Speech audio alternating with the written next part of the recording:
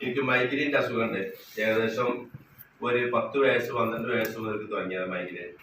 അപ്പൊ ആ ശക്തമായിട്ടുള്ള തലവേദന കാരണം ശക്തമായിട്ടുള്ള തലവേദന എന്ന് പറഞ്ഞാല് 2 ട്രൈജിനൊക്കെ കുടിച്ചതിന്റെ ശേഷം 2 ഗുളിക കുടിക്കും. അതിന്റെ ശേഷം ചില സമയത്തൊക്കെ ചിലപ്പോ എന്റെ രണ്ടാമത്തെ മോനൊക്കെ എന്റെ തലമൊക്കെ അയറ്റി നിർത്തുന്നുണ്ട്. കാരണം ഓന് 10-13 വയസ്സായിട്ടുണ്ട്. ഓൻ ചവിട്ടി കയറി നിന്നാലേ തലവേദനക്ക് ആശ്വാസം കിട്ടും.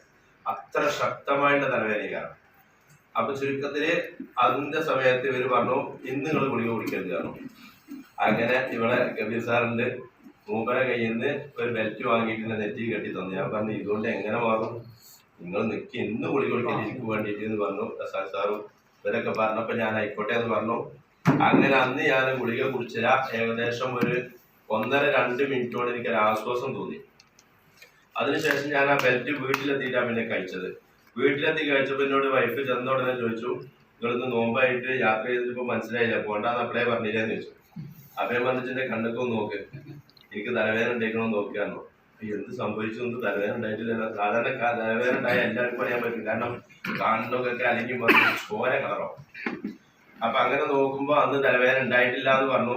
അപ്പൊ ഞാൻ പറഞ്ഞു തലവേദന ഉണ്ടായിട്ടല്ല, ഞാൻ ഈ ബെൽറ്റ് കെട്ടിയതാണ്. അങ്ങനെ ഭയങ്കര അത്ഭുതം. രാത്രി ഞാൻ വീട്ടിലെത്തുമ്പോൾ 11 മണിയായിട്ടില്ല. അങ്ങനെ ഭയങ്കര അത്ഭുതം. അവസാനം ഞാൻ അന്ന് പിറ്റേന്ന് നേരം വെളുത്ത് നോമ്പ് തുറന്നേക്ക് ഉമ്മ കാലുവേദന എന്റെ ഉമ്മാന്റെ കാലിൽ കൊണ്ട് കെട്ടിക്കൊടുത്തേനെ. അപ്പൊ എന്നോട് പറഞ്ഞു ഈ മരുന്നൊക്കെ കുറിച്ചൊരു സുഖമാണ്, ഞാൻ ഈ ബെൽറ്റല്ലേ ആയിക്കോട്ടെ നിങ്ങളൊന്ന് കെട്ടിയെന്ന് പറഞ്ഞ് ഞാൻ കെട്ടി കൊടുത്ത് പോന്നു. പിറ്റേന്ന് രാവിലെ എനിക്ക് ഭയങ്കര ബേജാറുണ്ടായിരുന്നു. കാരണം എന്ത് സംഭവിക്കുമെന്നൊന്നും അറിയില്ല. എനിക്കിത് എങ്ങനെയും മാറിയതാണെങ്കിൽ ഇമ്മാക്ക് സംഭവിക്കുമെന്ന് അറിയില്ല. കാരണം ഞാനൊരു മകൻ ഒറ്റക്കല്ല, ഞങ്ങൾ 5 ആൾക്കാരുണ്ട്. കൊതിച്ചൊക്കെ പടം പിടിക്കും. അപ്പൊ ഞാൻ എന്ത് ചെയ്തു, പിറ്റേന്ന് രാവിലെ എണീറ്റേക്കാൻ വിളിച്ചു മാക്കി. ഉമ്മ സാധാരണ ഒരു 6 മണിയൊക്കെ ആകുമ്പോഴേ നമസ്കാരം കഴിഞ്ഞ് ഫ്രീ ആകുക. അപ്പൊ ഞാൻ ആ സമയത്ത് മാക്ക് വിളിച്ചു, എന്താ അവസ്ഥ വെച്ചു. അത് നല്ല സുഖം ഉണ്ട്.